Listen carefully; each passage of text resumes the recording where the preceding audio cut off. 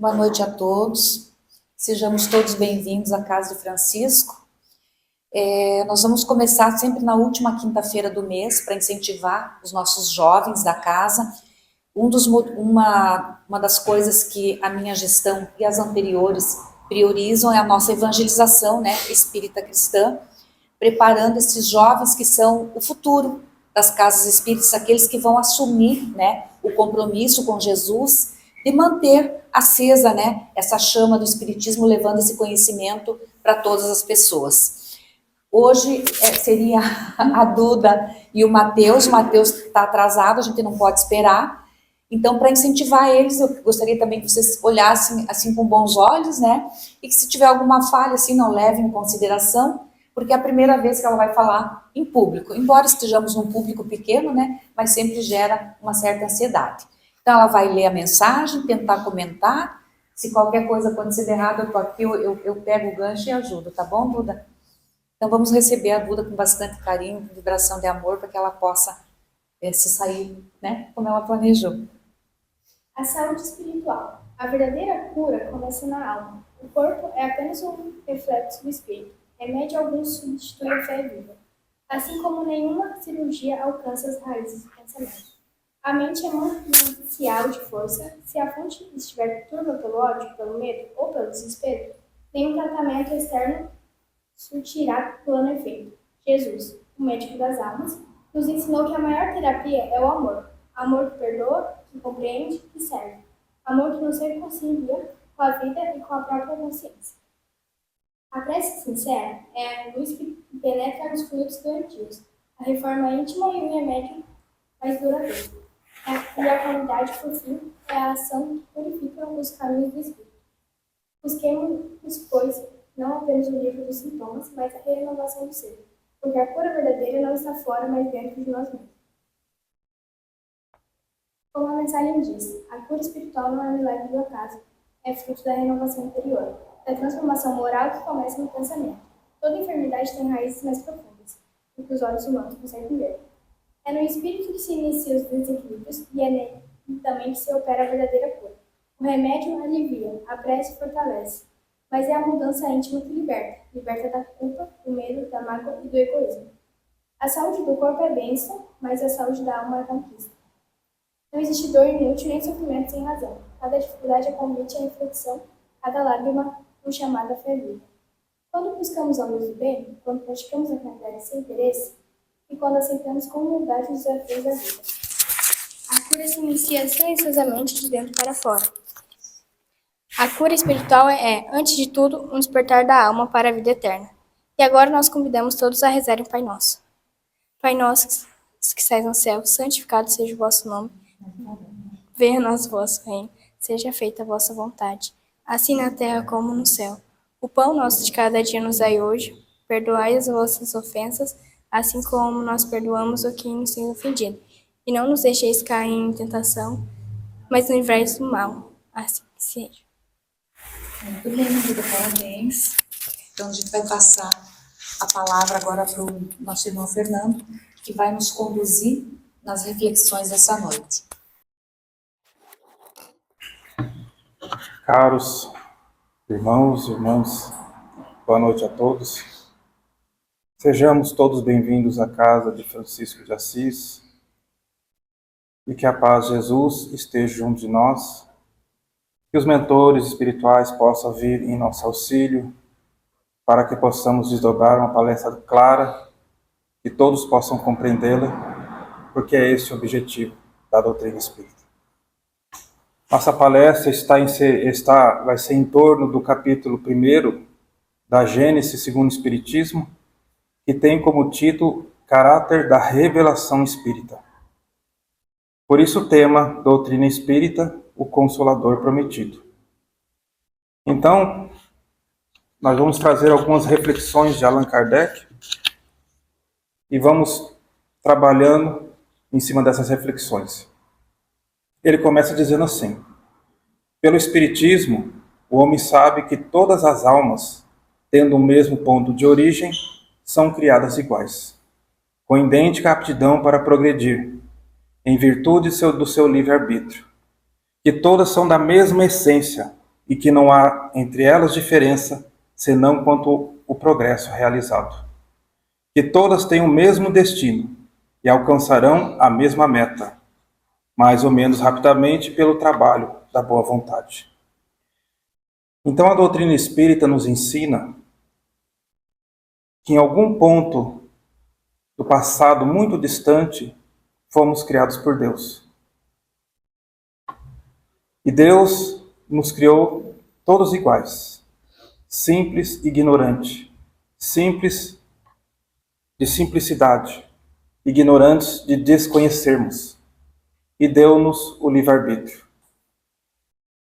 Então, ao longo das existências, todos nós contamos, a doutrina espírita nos ensina que todos nós contamos com muitas existências aqui na Terra. Então, ao longo das nossas existências, através do nosso livre-arbítrio, nós fomos fazendo escolhas, através do nosso livre-arbítrio, nós fomos, através do nosso pensamento, nosso livre-arbítrio, nós fomos fazendo escolhas, trilhando os caminhos, muitas vezes escolhas equivocadas, algumas outras acertadas, mas ao longo desses caminhos que nós fomos percorrendo, nós fomos aprendendo com as coisas boas, mas também com as dificuldades.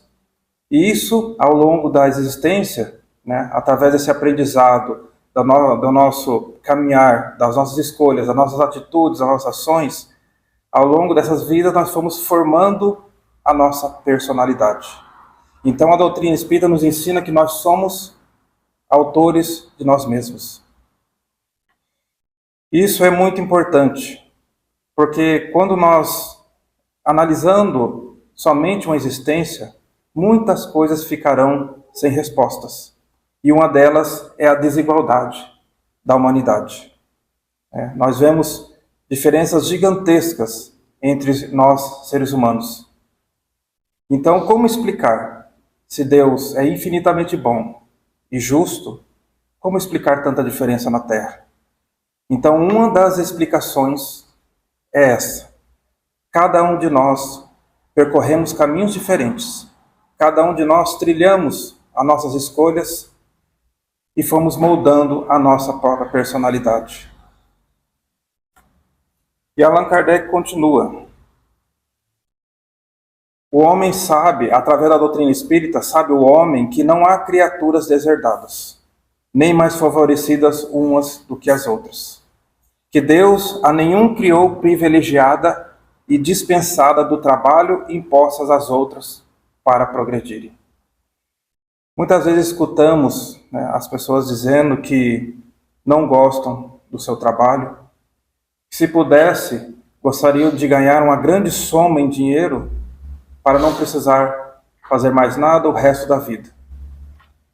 Emmanuel, o mentor espiritual de Chico Xavier, vem nos ensinar e dizer que isto nada mais é do que a morte do espírito. Então, a doutrina espírita vem nos ensinar a um ditado interessante que diz assim: o importante não é fazer o que gosta, mas gostar do que faz. Então existe uma diferença. Essas palavras são parecidas. Mas o que isso quer dizer? Quantas pessoas que acreditam que têm uma certa tendência, uma afinidade para certa área, e se esforçam, se estudam, fazem faculdade, se formam, e quando começam a trabalhar, veem que ele não tem nada a ver com aquilo. Então, o que essa mensagem está dizendo é que não importa o meio em que nós vamos trabalhar, a profissão, o lugar. O que nós precisamos compreender é que em todos os meios de trabalho vamos encontrar dificuldades. Vamos ter que lidar com pessoas. Ou seja, vamos ter que praticar a lei de paciência, tolerância e muitas vezes de perdão com aquelas pessoas que vamos conviver. E muitas vezes no trabalho nós temos às vezes uma convivência muito maior, de mais tempo do que a nossa própria família. Então nós temos que compreender que nós não somos alocados em certos trabalhos próximo de certas pessoas ao acaso. Temos necessidade de trabalhar com essas pessoas a paciência, a tolerância e o perdão. E a doutrina espírita vem nos ensinar que nós aprendemos das doutrinas religiosas um conceito assim de que como o trabalho seria praticamente um castigo, uma punição de Deus para com o erro do ser humano. E a doutrina espírita vem nos ensinar de uma forma muito diferente. Ela vem nos ensinar que o trabalho é uma lei de Deus.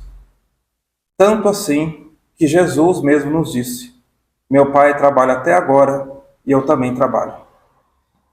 Então, quando nós passamos a observar o nosso planeta, a vida em torno de nós, nós vamos começar a constatar que tudo na natureza trabalha. Por isso que é uma lei de Deus.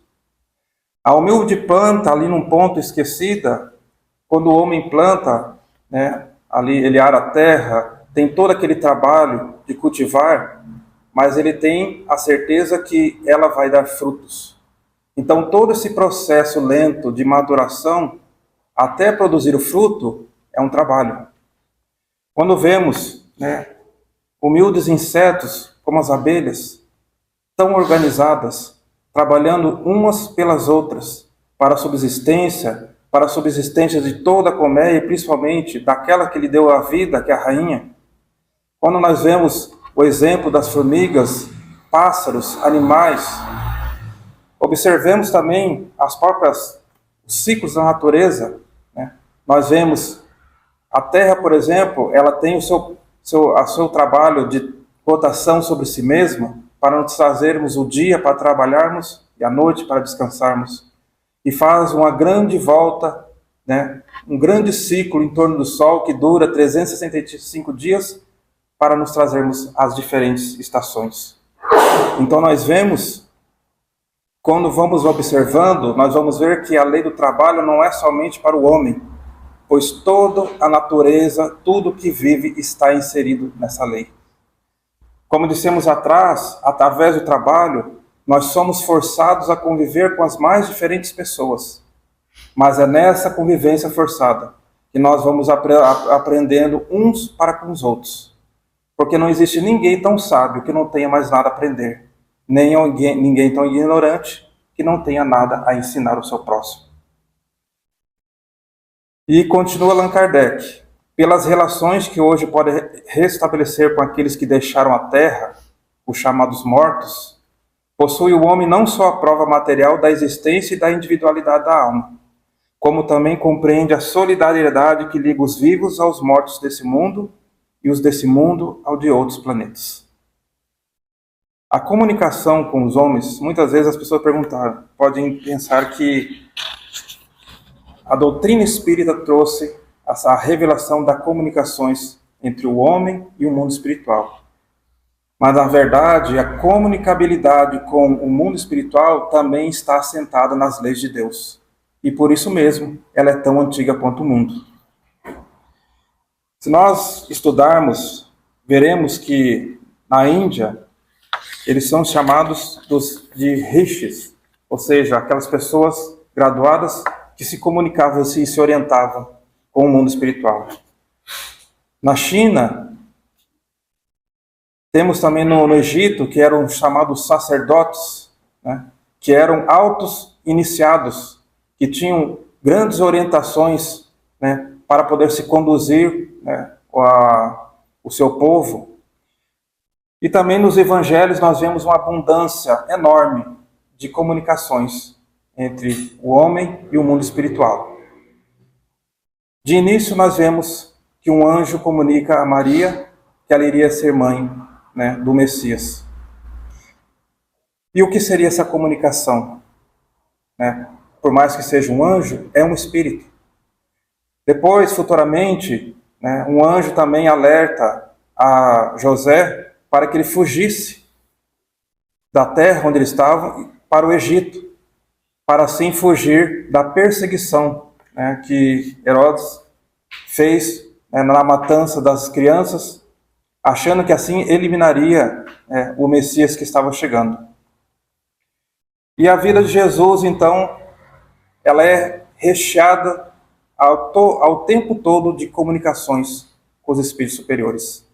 Jesus, com a sua superioridade, ele enxergava os espíritos obsessores, né, que obsediavam as pessoas, como o endemoniado gadareno que tem nos evangelhos, e com a sua simples autoridade moral, com a imposição das suas mãos, ele afastava esses espíritos e curava as pessoas. E depois que ele é crucificado, no terceiro dia, ele ressurge em espírito. Os evangelhos dizem que os apóstolos estavam em jejum e oração em um estabelecimento fechado. Quando Tomé, duvidando dos relatos da aparição, disse: se eu não ver e não tocar as chagas, de modo nenhum acreditarei. É quando Jesus aparece no meio deles e fala para Tomé tocar as suas chagas. Então os apóstolos, maravilhados, né, veem Jesus novamente. Na verdade, ele apareceu não em corpo de carne, mas em espírito materializado, demonstrando e provando a imortalidade da alma. Então, assim nós compreendemos que a comunicabilidade entre o homem e os espíritos, ela se assenta numa lei de Deus e ela é tão antiga quanto o mundo. Essas relações essas relações entre o homem e o mundo espiritual, iniciam o homem na vida futura, que ele pode observar em todas as suas fases, em todas as suas peripécias. O futuro já não é uma vaga esperança, é um fato positivo. Com certeza matemática. Desde então, a morte nada mais tem de aterrador, por lhe ser libertação à porta da verdadeira vida. Nós tivemos em 1900 uma época muito grandiosa de comprovação científica da imortalidade da alma. Nessa época, vários cientistas duvidando, né, dessa questão dos médiuns em que eles se comunicavam com os espíritos, que muitas vezes eles davam até possibilidade dos espíritos se materializarem e conversarem com as pessoas. Um dos mais célebres casos é do cientista Sr. William Crookes, que recebeu o Prêmio Nobel da Ciência por ter descoberto o estado radiante da matéria, ou seja, o quarto estado da matéria. Então, como era muito comum os fenômenos mediúnicos na sua época, ele falou que ele ia estudar e ele ia provar que isso não passava de um grande engano das pessoas. Ele estudou durante mais ou menos 3 anos a médium Florence Cook. E o estudo dele foi tão aprofundado, ele criou instrumentos para medição, né? Quando o espírito Kate King se materializava através dessa médium, ele criou instrumentos que mediam a sua pulsação, o seu calor, o seu peso, tudo registrado, inclusive por fotografias. Então, foi a época em que ele realmente comprovou, não somente comprovou, como atestou em público a veracidade da existência da alma após a morte. Então, nós compreendemos, através das comunicações desses espíritos, Allan Kardec foi que ele codificou a doutrina espírita. E no livro Céu e Inferno, ele vai colocar os vários graus de felicidade ou infelicidade desses espíritos. Não é algo que ele trouxe, que ele criou, são eles mesmos que vêm relatar o seu estado, a sua condição.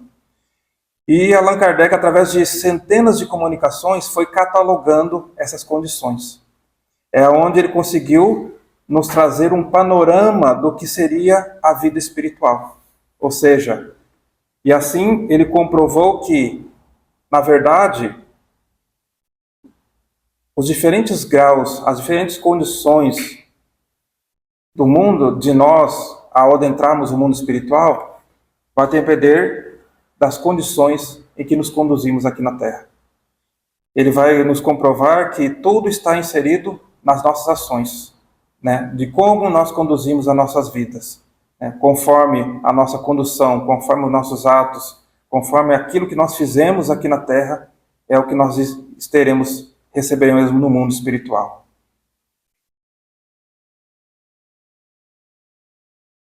Então, pelo estudo da situação dos espíritos, o homem sabe que a felicidade e a infelicidade na vida espiritual são inerentes ao grau de perfeição e imperfeição, que cada qual sofre as consequências diretas e naturais das suas faltas.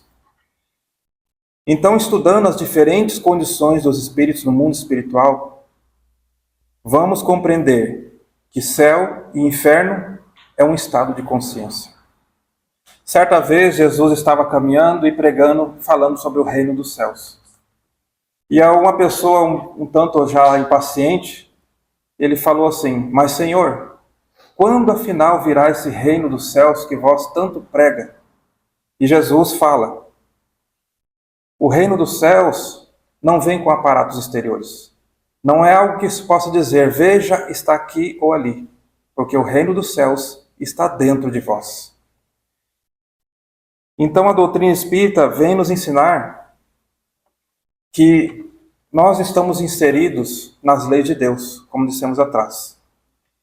E uma lei muito importante, né, que a ciência mesmo descobriu, é a lei de ação e reação. Ou seja, toda ação gera uma reação correspondente. Mas o que talvez ainda a ciência ignora é que esta mesma lei rege tanto o mundo físico quanto o mundo espiritual. E assim nós vamos compreendendo que dependerá de nós sermos felizes ou não, dependendo das nossas atitudes aqui na Terra. Compreendemos que se nós alimentarmos pensamentos bons, pensamentos positivos, se as nossas palavras refletirem aquilo de bom que pensamos, mas principalmente se as nossas ações forem de acordo com aquilo de bom que nós pensamos, que nós lemos, que nós meditamos, assistimos, né? Então essa mesma lei de Deus irá nos trazer para nós a paz, a tranquilidade e uma felicidade relativa ao que nós espalhamos para o nosso próximo. Pois, como aprendemos com Francisco de Assis, é dando que se recebe, e é melhor servir do que ser servido. Então, de acordo com as nossas atitudes, com as nossas ações, com as nossas escolhas, se nós procurarmos pautar a nossa vida dentro da honestidade, da bondade, da justiça, do amor e da caridade, então tudo isso irá retornar por nós, porque é lei de Deus, que tudo que nós semearmos, nós teremos que colhermos. Então que possamos plantar boas coisas na nossa vida. Não esperemos os anos se passarem para aí começarmos a meditar sobre a nossa alma, sobre a nossa mudança, a nossa modificação, porque ela deve ser um ato de todos os momentos da nossa vida. Devemos aproveitar o máximo possível essa nossa existência, porque por mais longa que ela nos pareça, temos que admitir que o tempo está passando muito rápido. E por mais longa que essa nossa existência nos pareça, o que são 60, 70, 80 anos comparado com a eternidade? É uma gota no oceano. Então devemos valorizar ao máximo essa nossa existência. Porque talvez sabemos que poderemos ter uma outra existência, mas talvez essa outra existência não será com as mesmas oportunidades que nós temos agora, junto dos nossos mesmos familiares, com as mesmas pessoas.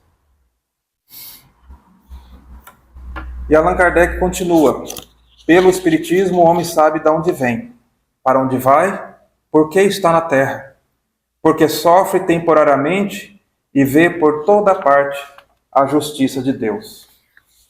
Então, como dissemos, a doutrina espírita nos traz ensinamentos de grande importância que faz total diferença na nossa vida. Porque ela nos ensina que nós somos um espírito imortal. Então sabemos que em algum ponto distante do passado, Deus nos criou. Então, nós tivemos um início, mas nunca teremos um fim. É importante que tenhamos na nossa mente, muitas vezes, essa reflexão somos um espírito imortal. Porque isso irá nos ajudar, irá nos fortalecer para as lutas e as batalhas na vida. Porque assim nós vamos compreender que tudo nessa terra passa. Por mais difícil, por maior que seja a dificuldade e o sofrimento que estejamos passando, é passageiro. Só a vida espiritual é eterna. Então compreendemos com a doutrina espírita que somos um espírito imortal. Que a nossa verdadeira vida é a vida espiritual. Nós nascemos aqui na Terra com finalidades, com objetivos, que é o nosso aprendizado intelectual, mas principalmente moral. Todos nós trazemos as nossas imperfeições, o egoísmo, o orgulho, a vaidade, a ambição, a avareza. Então nós temos que nos esforçarmos em combater essas imperfeições e, ao mesmo tempo, em desenvolver as nossas virtudes, que todos nós temos em forma de sementes dentro de nós. Não foi ao acaso que Jesus nos disse: vós sois deuses, podeis fazer o que eu faço e muito mais. Então nós vamos compreendendo, somos um espírito imortal. Estamos aqui na Terra por um breve período, mas para progredirmos intelectual e espiritualmente, desenvolvendo as nossas virtudes, a bondade, a justiça, o amor e a caridade. E logo mais estaremos deixando essa terra e simplesmente vamos retornar da onde viemos, que é o mundo espiritual. Mas a grande questão que nós temos que analisarmos é como que nós iremos retornar? Qual é a condição que nós vamos voltar? Estaremos voltando melhor do que quando chegamos? Ou talvez mais endividados? Então é algo que está somente em nossas mãos. Somente nós podemos fazer. Deus dá todas as possibilidades, todos os instrumentos para nós, mas Ele não pode vir e caminhar por nós. E Allan Kardec continua: a pluralidade das existências é uma das mais importantes leis reveladas pelo Espiritismo, pois que ele demonstra a realidade e a necessidade para o progresso. Com esta lei, o homem explica todas as aparentes anomalias da vida humana, a desigualdade de aptidões intelectuais e morais. Então aqui ele está falando da reencarnação, um dos pontos fundamentais da doutrina espírita. Quando nós olhamos, passamos um olhar pela humanidade, nós vemos uma grande diferença entre cada pessoa. Então, se nós admitirmos somente uma existência, dificilmente será possível admitir que Deus é justo. Porque se Deus é justo, por que tanta diferença na Terra? Por que algumas crianças nascem com grande cabedal de inteligência, como as crianças prodígio, e outras, por mais que se esforcem, não conseguem sair, talvez, de uma condição precária de instrução? Por que algumas crianças nascem saudáveis, enquanto outras nascem enfermas, com problemas respiratórios, cardíacos, mentais? Onde explicar aí a bondade e a justiça de Deus? Se Ele é amor, se Ele é o Pai de todos? Então a doutrina espírita nos ensina que todo efeito tem uma causa. E se Deus é justo, justo tem que ser essa causa. Se nós não conseguimos encontrar a causa dos nossos sofrimentos na vida atual, temos que buscá-la numa vida anterior. Então a doutrina espírita nos ensina que aquele que humilhou será humilhado.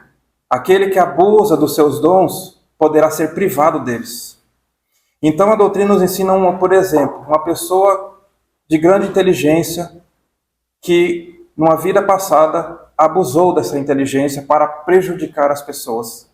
Ela pode vir numa condição de deformidade mental e, através dessa dificuldade de expressar o seu pensamento, está aí a ação da lei de Deus.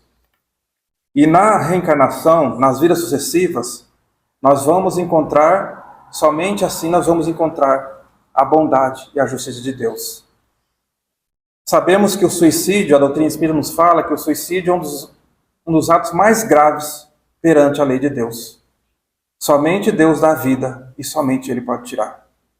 Então, dando como exemplo uma pessoa que no ato de desespero se suicida através do afogamento. Ela não lesiona somente o seu corpo, mas também sua alma, o seu espírito. E ela vai levar essa lesão, porque ela lesou a lei de Deus, ela vai levar essa lesão para o mundo espiritual, vai sofrer a lei de Deus, né? Vai cobrar a pessoa, e essa alma vai sofrer no mundo espiritual, até que ela possa ter a oportunidade de renascer. E então ela vai levar essa lesão que ela mesma causou, através do afogamento, ela vai levar e vai se refletir no corpo da criança. É onde essa criança vai nascer com problemas graves respiratórios.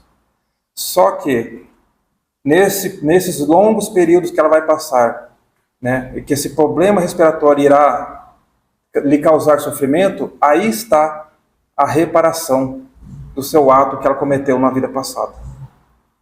Então assim nós vemos que Deus, ele não pune, Deus não castiga, ele abre portas, ele dá oportunidade. Ao invés de Deus nos condenar a um inferno eterno de sofrimentos, ele vai nos dar a oportunidade de nos renascermos e repararmos os nossos erros. Então, dentro desse olhar, admitindo a reencarnação, nós vamos compreender a justiça e a bondade de Deus.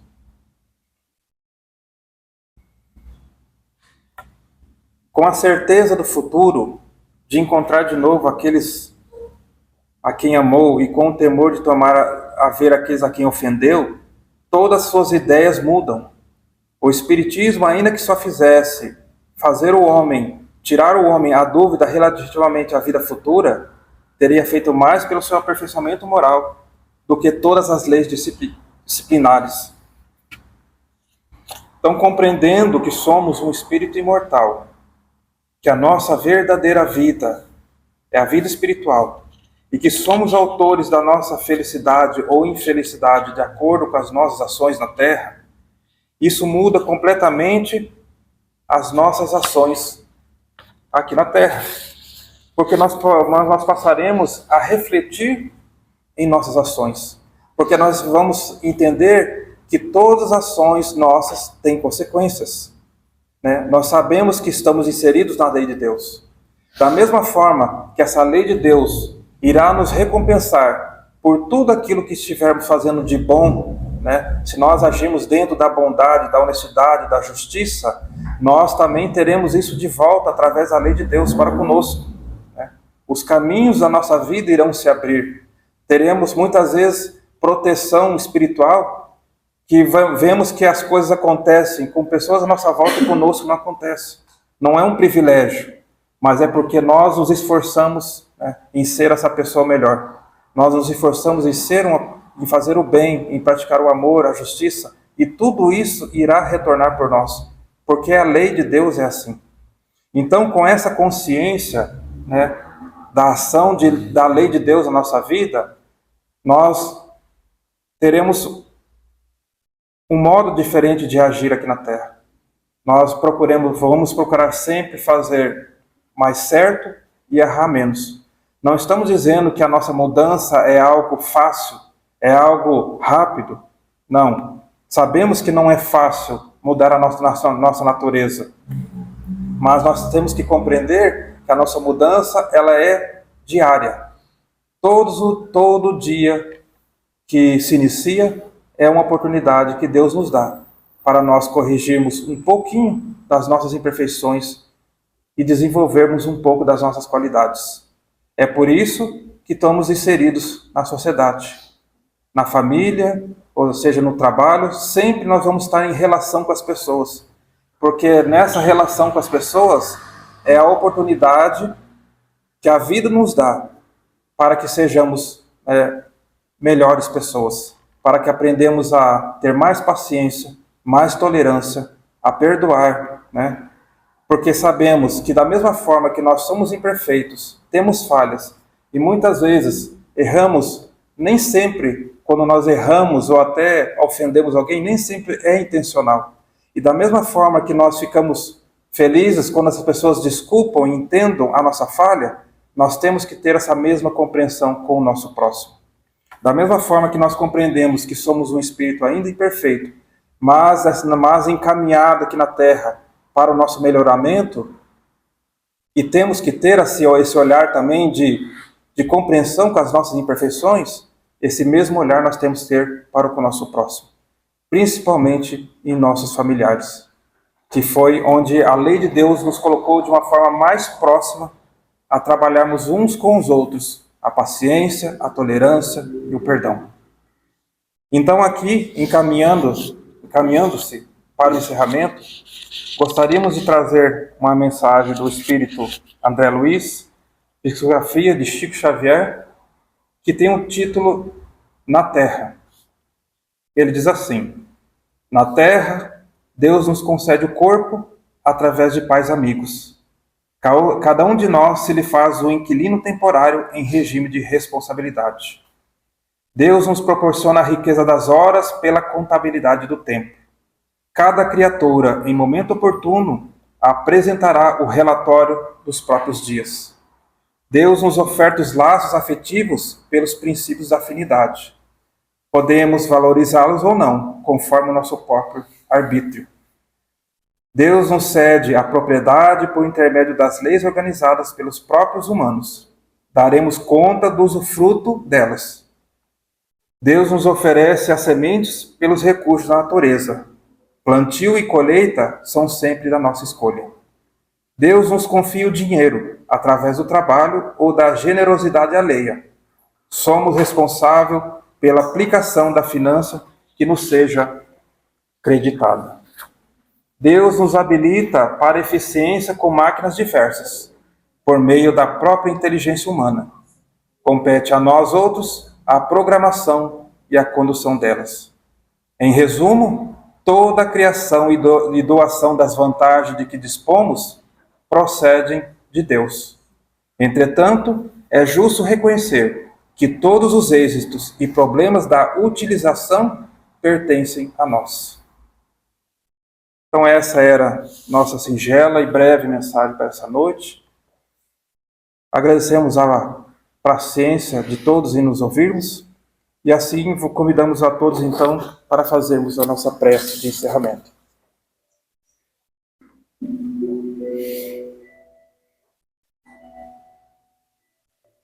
Então, dessa forma,